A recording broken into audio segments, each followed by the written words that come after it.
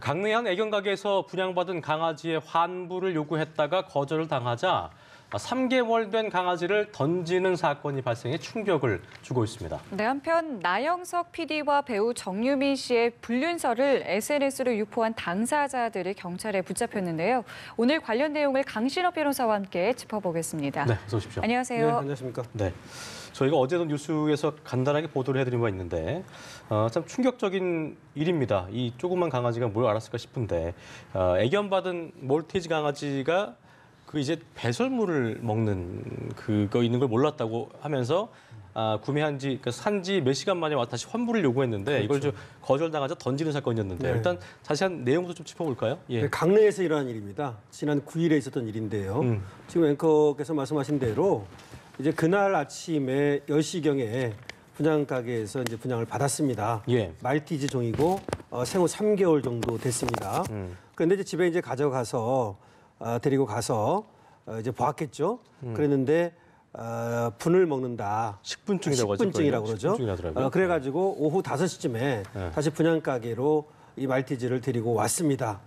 그래서 이제 바꿔달라고 한 거죠. 그러면서 이 A 씨인데요. A 씨는 24시간 이내에는 무조건 바꿔주게 돼 있다. 이렇게 얘기를 한 겁니다. 예. 그러자 이제 분양 가게 주인이 O 씨인데 O 씨는 이제 계약서를 이제 들면서 계약서에는 장염이라든가 홍역이라든가 이런 특별한 경우에 질병이 있지 않는 질병이 있을 때 교환해주게 돼 있다. 이렇게 얘기를 한 거죠. 그래서 일단 환경이 바뀌면 네. 그렇게 식분증 현상이 나타날 수 있으니 좀 두고 보자. 이렇게 얘기를 했다는 겁니다.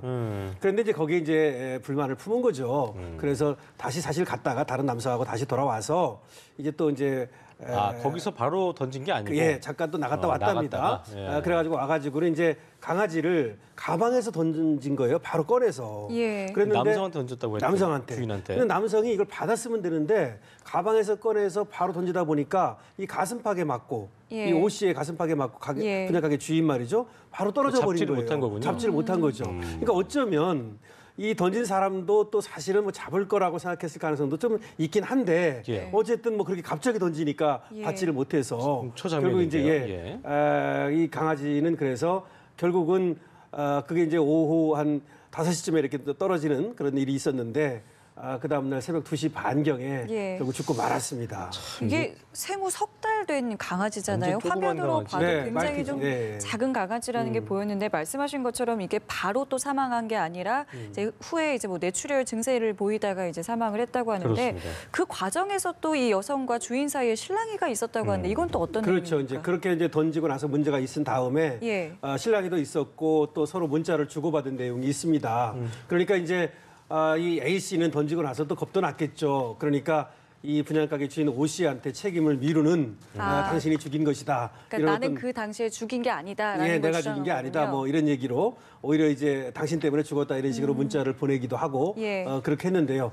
이제 그것도 이제 협박의 문제가 있을 수 있는데 사실은 이제 그거로 인해서 이 가게 주인 O 씨가 이제 외포가 됐느냐 또 그런 건 따져봐야 되고 이것은 사실은 또 뭐 반의사 불벌죄이기 때문에 협박죄까지 가진 않을 걸로 보입니다만은 문제는 어쨌든 이렇게 강아지가 던져가지고 예. 뇌출혈 증상을 일으켜서 예. 고통받다가 사망하는 죽는 그런 일이 벌어졌기 때문에 동물보호법 위반 얘기도 나오고 있고 어쩌면 또 그렇게 잔인할 수 있느냐 이런 얘기도 나오고 있는데요. 예. 더군다나 이 A 씨는 말이죠. 사실은 이 강아지 말고도 말티즈 종을 이 가게에서 바로 이 가게에서 2마리를 더 분양 받아서 키우고 있었어요. 분양을 이미 받았었군요. 이미 받은 적이 예. 있었고 또 다른 가게에서 다른 종 2마리를 또 키우고 있어서 사실은 이 애완견을 굉장히 좋아하는 사람이란 말이죠. 그렇네요. 그래서 예. 얘기한 것이 뭐냐면 지금 이제 분양받아간 이 말티즈가 식분증을 일으키고 있는데 그것을 다른 강아지들이 본받는다, 따라한다. 그러면서 이제 바꿔달라고 와서 얘기를 했던 거예요. 예. 그렇기 때문에 어쩌면 이 애견인인데 애견인이 또 그와 같이 또 동물을 학대하는 일이 벌어져서 더 놀라움을 일으키고 있고 공분을 또 사는 면이 있죠. 그러니까 순간적으로 뭐 저희가 추정을 해봐야 되겠습니다만 조사를 해봐야 되는 부분이긴 한데 그 애견을 지금 말씀하신 것처럼 2마리의 똑같은 멀티즈를 구매해서 그 키우고 있는데 있었어요. 또 네. 불구하고 던졌다는 건 글쎄 말입니다. 순간에 참을 수 없는 분노였을까요? 어떻게 좀 저희가 봐야 될까요? 글쎄 말입니다. 좀 분노를 참아야 되는데 결국은 이제 24시간 이내에는 바꿔줘야 되는 거 아니냐. 오늘 분양 받아갔는데 오늘 좀 바꿔달라는데 그걸 뭘 못 바꿔주느냐. 이런 식의 어떤 자기 논리에 이제 갇혀 있는 거죠. 그러다 보니까 뭐 순간적으로 폭발적인 분노를 일으킨 것 같아요. 그러니까 어쩌면 애견인이긴 하지만 사실은 또 화증이라든지 분노증이 좀 있지 않나 싶은데요. 그렇죠. 저도 사실은 강아지를 키우고 있는데요. 네. 그러면 굉장히 그 강아지를 좋아하게 됩니다. 그래서 저렇게 던지는 일이 어려운데 아무래도 그 당시 분을 참지 못한 것 같아서 좀 안타깝네요. 그 병원 주인에 대한 어떤 분노가 거기에 섞인 그렇죠. 건데 그 방법적인 게 강아지가 던져진 걸로 표출됐던 그렇죠. 것이 예. 잘못된 부분인 건데 네. 결과적으로 지금 이 과정에서 지금 이 사건의 과정에서 저희가 뭐 어떻게 보면은 동물보호법 위반도 얘기하셨고 처벌 대상이 될 수 있는 그 어떤 부분이 있다면 어떤 것들이 있다고 봐야 될까요? 뭐 어쨌든 주인이든지 이 던진 사람이든지. 그래서 던진 사람은 어쨌든 그렇게 던지면 강아지가 죽을 수 있다는 건 얘기를 했다고 봐야 되거든요. 뭐 고의가 없다고 보기는 어려울 것 같아요. 예. 그러면은 그렇게 잔인한 방법으로 또는 뭐 학대해가지고 이렇게 강아지를 죽게 만들면 그게 이제 동물보호법상의 2년 이하의 징역이나 2천만 원 이하의 벌금으로 돼 있고요. 그렇군요. 그다음에 또 이제 법을 또 개정해서 사실은 이제 3년 이하의 징역이나 3천만 원 이하의 벌금으로 지금 바꾸려고 하고 있어요. 예. 굉장히 무겁습니다. 지금 얼마 전에도 사실은 동물 케어라고 하는 그 단체에 또 박 대표가 뭐 이 강아지 안락사 때문에 이거 관련해 가지고 안락사 있었죠. 때문에도 문제가 되고 예. 했는데 지금 사실은 이 동물 복지라는 개념이 굉장히 중요해요. 예. 그래서 사설 보호 기관이라든지 또 안락사라든지 내지는 뭐 이 애견에 대한 어떤 등록제라든지 여러 가지를 지금 시행하고 있거든요. 그랬는데 이와 같이 이제 문제가 자꾸 불거지게 되면 아무래도 이 애견인에 대한 어떤 통제가 강화될 수밖에 없거든요. 예. 또 사설 보호 단체도 그렇고요.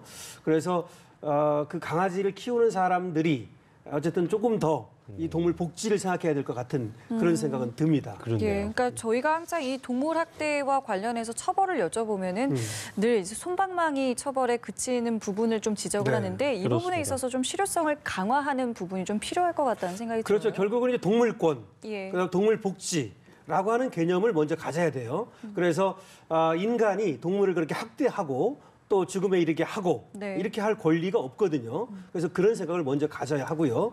그다음에 정부라든지 지자체라든지 동물보호단체라든지 마찬가지로 이 동물권에 대한 인식을 좀 더 향상시킬 필요가 있어요. 그리고 처벌이라고 하는 것도 지금까지는 그렇습니다.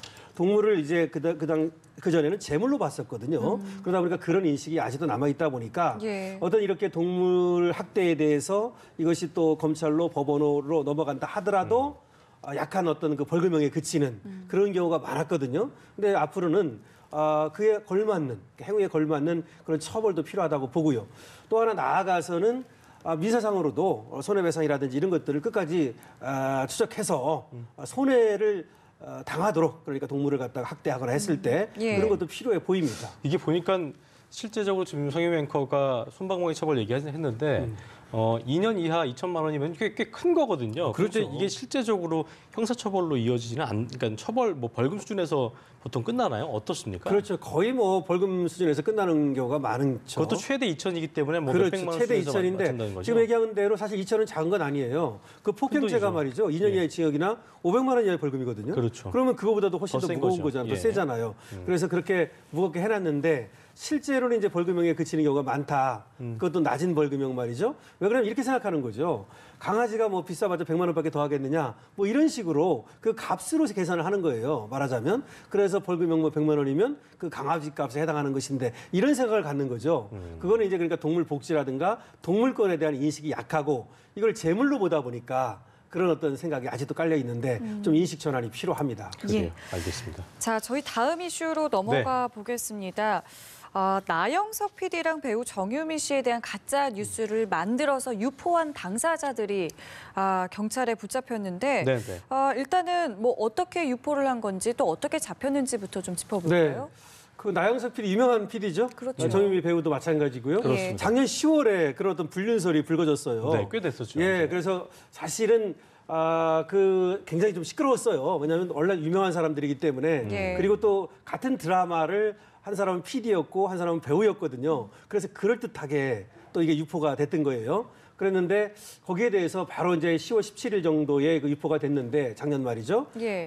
그 나연석 PD와 정유민 씨가 고소를 했어요, 바로. 그리고 또 용서하지 않겠다. 이런 얘기를 했는데요. 그거에 대한 이제 수사 결과가 나온 것이죠. 그래서 이제 경찰에서 수사 결과가 나와가지고 검찰로 송치를 했다는 것입니다. 네. 그래서 9명은 이제 정보통신망법상의 명예훼손죄로 입건이 됐고요. 한 명은 또 댓글을 달았어요. 거기다가 예. 모욕적인. 그래서 모욕죄로 이제 입건이 됐고요. 네. 그래서 10명이 입건이 됐는데 그중에 한 명만 제외하고 9명을 이제 기소 의견으로 검찰에 송치를 했는데요. 네. 저 내용을 좀 보면요. 최초 작성한 사람은 3명이에요. 3명이나 되는군요. 예, 원칙적으로 이제 2명이었는데, 예. 그가 이제 처음 시작된 곳이 두 곳이라고 생각할 수 있어요. 한 사람 누구냐면 프리랜서 작가예요. 네. 이 프리랜서 작가가 방송가에 떠다니는 소문을 듣고 그거를 이제 대화체로 이렇게 만들어 가지고 이것을 이제 SNS에 띄운 것이죠. 약간 예. 허구로 만든 그렇죠. 허구라기보다 들은 얘기 가지고 꾸민 거군요. 대화체로. 대화체로. 그럴 듯 하잖아요. 말하자면. 근데 그걸 갖다가 해석은 또, 뭐, A씨라는 사람이 이걸 받아가지고 예. 또 이걸 갖다 좀 가공을 해서 찌라시로 만들었어요. 그래가지고 이것이 이제 한 50단계, 70단계를 거쳐서 퍼져나가게 됐고요. 네. 여기 말고 또 한 곳이 있어요. 그러니까 맨 처음 출처가. 그 출처는 뭐냐면 이 사람은 이제 방송 작가예요. 아까는 프리랜서 작가고 네. 이번에는 방송국에 근무하는 작가입니다. 네. 여기를 통해 가지고 또 카톡을 통해 가지고 퍼져 나갔는데 이렇게 몇십 단계를 거쳐 가지고 어디로 갔냐면 기자들이 모여 있는 그 단톡방이라고 그러죠. 그런 데로 이제 들어갔어요. 그러다 보니까 이제 기자들 사이에서 걷잡을 이것이 수 이제 없이 걷잡을 이제 수 없이 퍼지게 돼서 이 가짜 뉴스죠. 그래서 50단계, 70단계에서 총 한 두 개 합하면 120단계가 되는 거죠. 120단계라는 게 어떤 그 카톡 방방을 얘기하는 거예요. 그렇게 단체방이 있는 것을 통해서 퍼지고 했다 그걸 얘기하시는 거죠? 퍼져나간 단계를 말하는 단계. 거죠. 그러니까 하나는 50단계를 거쳤고요. 예. 아까 두 곳이라 그랬잖아요. 예. 하나는 70단계를 거쳤고요. 이렇게 해가지고서 결국 이제 일파만파 퍼져나가게 됐다는 얘기가 되겠습니다. 그렇군요. 이게 보니까 경찰이 유포한 이 피의자 9명을 아까 말씀하신 대로 검거를 해서 검찰에 송치할 예정이라고 그러는데 어떤 처벌이 가능한 거예요? 이건요? 명예훼손입니까? 그렇죠. 그거밖에 없습니까? 예, 정보통신망법이라고 그래요. 일반 예. 명예훼손죄 말고 이렇게 SNS를 통해 가지고 뭐 매체 온라인상으로 이렇게 한 거는? 온라인상으로 뭐 하면은 이제 정보통신망법이 되는데 저거는 허위 사실이잖아요. 지금 허위 사실로 없는 단계 거니까, 증거입니다. 그렇죠. 없는 사실을 만들었기 때문에 예. 엄청나게 무거워요. 7년 이하의 징역이나 5천만 원 이하의 벌금이 되는 것이고요. 좀 크군요. 예, 그다음에 거기 이제 댓글을 단 사람 있잖아요. 악성 댓글 단 사람. 그 그렇죠. 사람이 이제 모욕죄가 되는 것이고요. 그래서 지금은 댓글 단 사람까지는 그렇게 과거에는 뭐 이렇게 처벌을 안 했는데 아마 그 댓글의 수준이 굉장히 좀 악랄했던 것 같아요. 그러다 보니까 저 모욕죄도 이제 입건이 됐고. 모욕죄는 어떻게 돼요? 처벌 수위가? 모욕죄는 한 1년 이하의 징역이에요. 그건 좀 적군요. 예, 좀 적습니다. 그리고 그거는 이제 또 모욕죄는 이제 신고죄라고 그래가지고 신고가 있어야만 처벌을 하는데 일단 신고가 됐잖아요. 네. 그리고 또 이거를 뭐 합의하지 않겠다 이런 얘기를 하고 있으니까 네. 어쨌든 모르겠습니다. 앞으로 봐야 되는데 한 사람에 대해서는 사실은 근데 이 고소를 취하해줬어요. 왜냐하면 중간 유포자였는데 아마 이제 굉장히 잘못했다고 사과도 하고 한 모양입니다. 예. 그 아까 50단계, 뭐 70단계 거쳤다고 했잖아요. 네. 이게 결국에는 그러니까 누군가가 받아서 이걸 다시 전송했기 때문에 그런 단계를 거쳤던 것 같은데 그렇습니다. 이렇게 중간에 이런 걸 다시 유포한, 그러니까 다시 전송한 사람들에 대한 처벌은 좀 어떻게 되는 겁니까? 그렇죠. 그게 이제 중요한데요. 최초 작성자가 있고요. 그 다음에 유포자가 있고 또 중간 유포자가 있고 뭐 이렇게 되는 거잖아요. 예. 계속 받아가지고 이제 유포를 네. 했으니까요. 근데 우리가 알아야 될 것이 작성해서 유포한 사람은 처벌하는 것이 아니라 네. 이 명예훼손죄는 유포자를 처벌하게 돼 있어요. 그 중간 단계에 있는 어느 누구도 예, 똑같습니다. 처벌 수위도 똑같아요. 그러니까 결국은 이제 명예훼손죄라는 것이 내가 들은 말이든 네. 내가 만든 말이든 간에 그것을 전파하면 여러 사람이 알 수 있도록 예. 그게 명예훼손이거든요. 예. 그러니까 이제 작성했다고 해서 사실은 더 무겁게 처벌하는 건 아니에요. 저거는 무슨 이제 허위 사실로 이제 문서를 작성한다든지 뭐 그러면 그걸 처벌하는 다른 죄가 있지만 네. 어떤 가짜 뉴스를 만들었다 그래서 그것만 처벌하는 다른 건 없고 역시 처벌 수위는 똑같아요.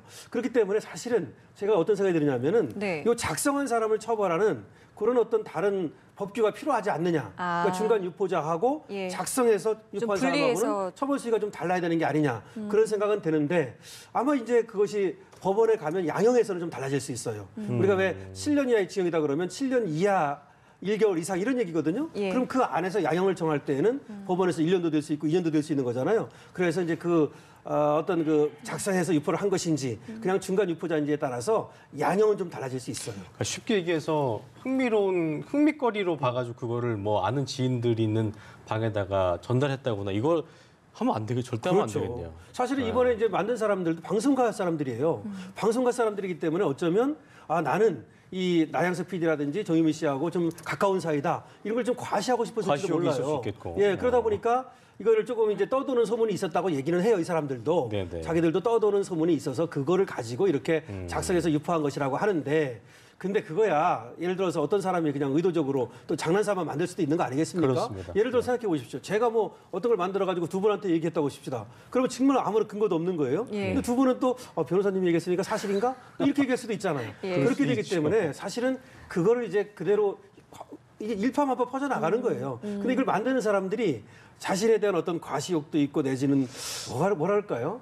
또 좀 이게 약간 저희가 우스갯소리로 그러거든요. 네. 관심 유발 행위다 뭐 이렇게 그렇죠. 얘기하는데 그러니까 그런 얘기를 하면은 저 사람은 방송가에 뭔가 좀 잘 아는가 보다. 그리고 방송가에 뭔가 인맥이 많은가 보다. 이런 식으로 좀 이렇게 보여질 수 있겠죠. 예. 그래서 다른 사람들의 관심을 살려고 그러는 것 같은데 관심을 살려고 하다가는 이 더 굉장히 그야말로 감옥에 갈 수도 있습니다. 그렇죠. 그러니까요. 예. 알겠습니다.